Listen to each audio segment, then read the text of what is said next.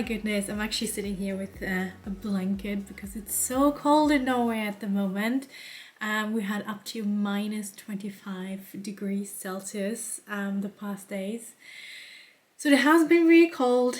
I'm dressed in wool, as the Norwegians always recommend. If you're cold, put on wool. But today I really wanted to share some of my goals for 2024, and actually they're all weight loss goals without being weight loss goals, kind of like that. If you watched my last video on my weight loss journey, I will put it in the cards and in the description box below. I knew I wanted to restart my weight loss journey, but I didn't really know how. I just knew the way I did it before, it was not the one I wanted to do. I obviously know that weight loss is a really difficult project for most people. Diets don't work in like 90% of the time. If you look at long-term studies, most people regain their weight, and it is really difficult. A lot of people struggle with it, and although I know that, I also feel kind of like this kind of feeling of being a failure and like feeling a bit shameful for having gained a bit again. But yeah, that's probably also part of the journey. But I know that it is a goal that I want to achieve, but I also know that I want to do it differently this time. So in October 23, I looked at different areas of my life that kind of like influence weight loss in positive or negative ways. And I came up with like 5, actually in the end now it's like 6 kind of like areas where I see, oh, this is actually making it easier for me to lose weight, or this actually prevents me of doing it, or even drives me to overeat. The 6 areas were nutrition, which is the most obvious one probably. The second one was movement, which is also very obvious for weight loss. But the next one is already mindset and thinking about seeing your journey in kind of like in a positive light, in a growth mindset, being not as hard on yourself when you do mistakes, having like a treat failures like a scientist approach, but also like a lot of like positive self-talk, and I mean self-love, self-care. All of these also feed in that kind of overall topic of mindset. Then what I realized was that emotional regulation is extremely important for me to prevent overeating. And because of that, I also started to look a bit more into somatic exercises. And the 5th one is space. I think I've said that before, is that when there's inner chaos, I can always see it on my kitchen because it's chaotic there as well. And that often also drives me to overeat because, I mean, if there's no space to cut up a carrot, then it's so easy to get out the pizza and then just throw that into the oven. And then the 6th one was actually social life. And I would definitely say I struggled with a lot of loneliness the past 2 years. The pandemic obviously started it, but then it kind of like continued. And I definitely could see that I have to do something about that as well. I have to be more social because it's so much easier to sit at home, watch a TV show and eat something because you're not out and meet people and do something fun with them. So the past 2 months I kind of like worked on certain things with an approach that is called mini habits or tiny habits or micro resolutions. I've read several books about it, and they all have like kind of a more or less similar approach of having very small habits changing over time. And I started for like 2 months and I really enjoyed it, and I could see so much change just by doing very small things. And when I then got my POWERSHEETS planner, I decided that this year I will do everything on like mini habits, very small baby steps, but also having goals that kind of like give me a direction where I actually want to go.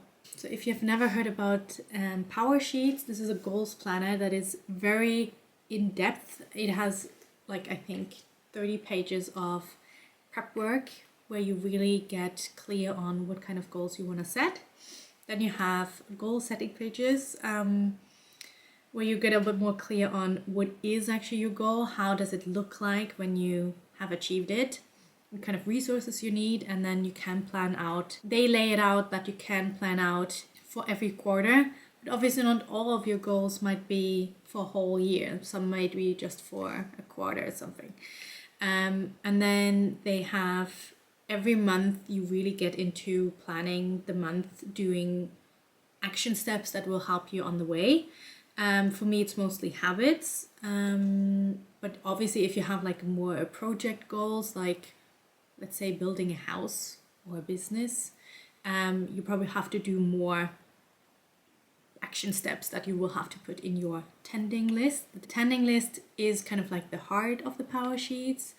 You have a list of action steps that are either monthly, daily, or weekly, and you kind of like cross out every day if you want to use that. For me personally, I realized I want to rather use a habit tracker and then just track it at the end of the week in my planner, but that's just because it's more convenient for me at the moment. And then the POWERSHEETS also has like a quarterly refresh, which is really nice because if you set your goals at the beginning of the year, you have no idea what's going to happen. I mean, when the pandemic hit, I think everyone had like goals for the year and then everything crumbled. So I think it's really nice that you can refresh your goals every 3 months to just see what sticks, what is really something you want to do for the rest of the year. And some things might be not that important anymore when you realize that maybe also you set a wrong goal or your environment has changed, your life has changed. I think that's a really great thing that they have that here in the planner. The only thing is they don't give you extra pages for writing new goals. So yeah, that's kind of like the only downside I have with the goals planner. But now let's take a look at what kind of goals I've set for this year. So the first goal is no weight loss goal. It's just a goal that I always set and that I love, and that is reading 24 books. Last year I read 56, so I'm pretty sure I will read more than that.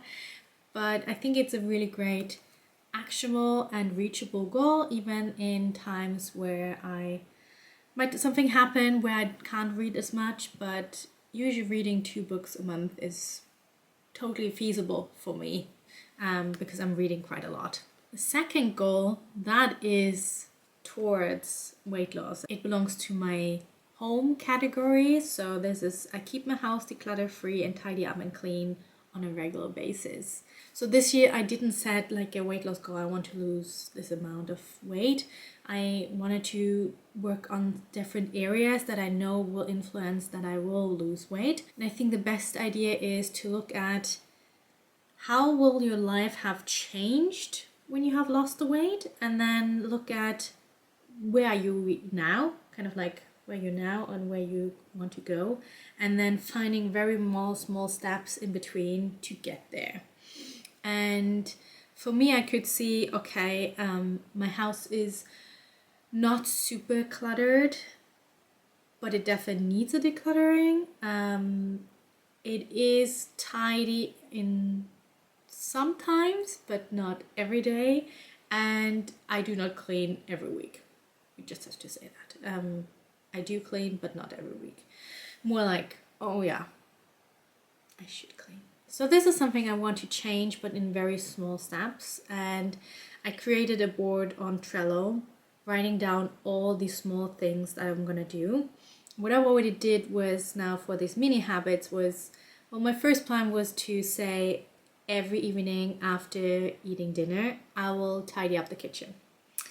And I think in the first 5-6 days, I did it 0 times, realizing, oh, this is way too big. We have to start really, really small. So I actually started really, really small. I started with every day I will unload or load the dishwasher. That was my first habit in November.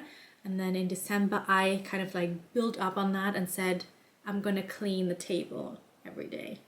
And I try to keep these habits at least for 2 months, and they are supposed to perform at least 80% before they, what I call, graduate, or so that means I archive them, or maybe they level up, like in this way that I want to at one point clean the whole kitchen every evening.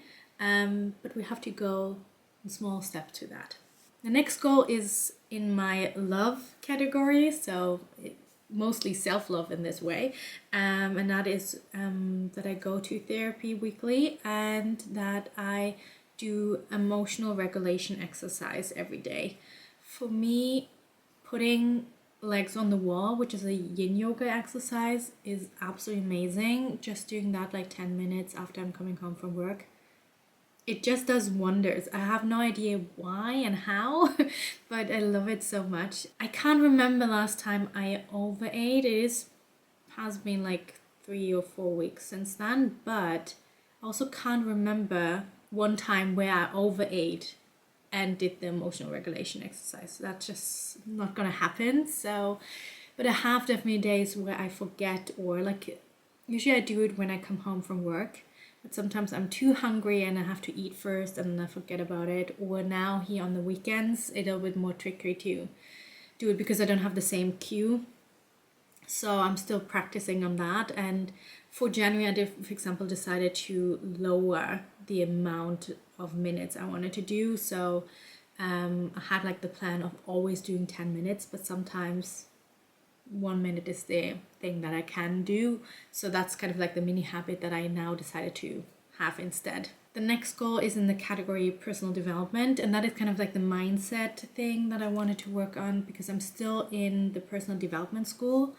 I really enjoy practicing becoming more secure. I'm actually already kind of like around 60% securely attached, but I definitely see there are bits here and there that I have to still work on. And I said that I will have one topic of the personal development school every month that I will work on and doing the webinars and the courses. Some of the topics are like reparenting your inner child, working on healing core wounds, belief reprogramming, healing from childhood trauma, shadow work, how to repair your relationship to yourself, somatic processing, codependency and enmeshment, or for example, healthy and passionate relationships. And I really try not to put too much on me, saying like I have to study every day or something. I have like a goal of like studying like 30 minutes a week, and that's already a lot. Now there's the health category where I have 2 goals. The first one is movement, and that says I move my body for 300 minutes a week, including that at 2 strength workouts. From the research I looked at, it says that you should move your body for at least 150 minutes a week. But if you want to have more health promoting effects, want to lose weight, they recommend 300 minutes a week, and in that is included 2 strength workouts. And obviously I have not plans on doing that in the first week. Currently I move around 150 minutes intentionally. I want to have like more intentional movement, like going for a walk, doing a workout, go cross-country skiing, go hiking, go swimming, whatever. I also want to learn playing volleyball again, so I think I will get myself a volleyball very soon and then start just kind of practicing a little bit, like small steps. Then I also want to try out for a volleyball team. I have to say I'm very small, so I'm probably not the most desirable volleyball player because I'm too small for that. I usually play libero, but I really enjoyed it when I played it when I was younger, so I really would like to go back into that. Second goal in the category is nutrition, and I looked at mostly the Mediterranean diet and how many portions they actually eat of certain things, and I came up with the goal of saying I want to eat 5 portions of fruit and veggies daily, 2 portions of legumes and 2 portions of fish weekly. And I also will start small there. I actually started with like saying I want to eat 3 portions of fruit and veggies every day in November. So in December, I decided to have a mini habit of eating one fruit after a meal. I said it was just once a day. I didn't have to have like for lunch and dinner. Just once a day. I sometimes also had it as like a breakfast dessert. And I mean, in December it's perfect to eat tangerines, so I had that most of the times. And sometimes I would eat for lunch and dinner, and sometimes I had like only once a day, sometimes I forgot.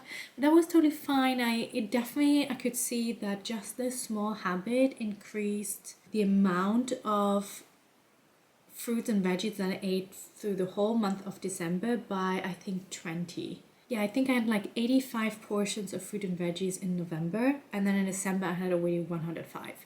So that is so interesting how just kind of these small habits start to change something, kind of like a snowball effect. I'm so excited to see how these small habits will change my life, because when I did my weight loss journey before, it felt so time consuming. I felt like I couldn't focus on anything else. And now with these mini habits, I just go through my day, do some of these small habits and change my life step by step in very small ways, but still noticeable.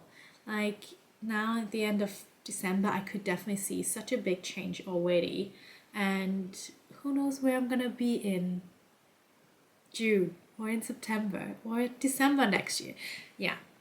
Very, very excited for that. And then my last goal is in the category social life, and that is to say I want to find 4 new friends. I actually posted in a group that has like 22,000 members. I was a bit nervous, but it was totally fine. I got a lot of messages, people who want to meet, and I really hope that some of them, and I think it's very interesting because you get so many messages. I think I got like 20 or 25, and I started to set up like meetings, and I try to meet several people at the same time, so it gets a bit easier to get to know several ones at the same time. But then there are also people who just never answer again, or they're supposed to come for the meetup and then they don't show up.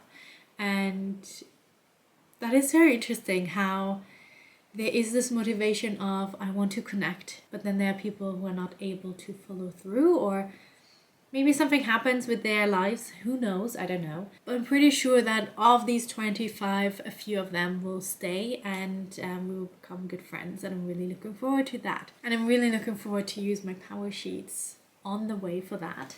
Power sheets lets you also find a word of the year. For me this year I decided on reconnect, and the idea is to reconnect a bit to myself, learning to regulate my emotions, listen more to my body, being kinder to myself in the way I talk to myself, but also like in forms of self-care and self-love. But also reconnecting to things that I really enjoy, like drawing, or like playing volleyball, or connecting to some friends back to, or just going for adventures, something like that. I really want to change in some ways. I just want to have this as a year where I reconnect to things that really bring me a lot of joy. And then I got a comment from my previous video if there is any kind of like vision board that I made, and I definitely did. I did several ones. I haven't like printed them out yet, but I have one as my desktop. I will show you now. And I think vision boards are so nice. I just love them so much. I think this is such a great thing to have, especially if you look at it quite often, if you have it at a place where you have it quite often. So I think I will now go and print it out and put it in, like in my planner, for example. Like I think I will have it here in my planner. I will put it here, and then in the planner itself they also have a page where I could also have the vision board. And as the last thing I wanted to share is, doing all these mini habits the past 2 months made me lose 4.2 pounds, or like around 2 kilograms, without me doing anything like changing anything in my diet. And that is so fun to see. And yeah, and I will keep you updated on the whole journey. And thank you for being here, and I hope you have a wonderful Thursday. See you on Sunday for the next Camino video. Bye bye.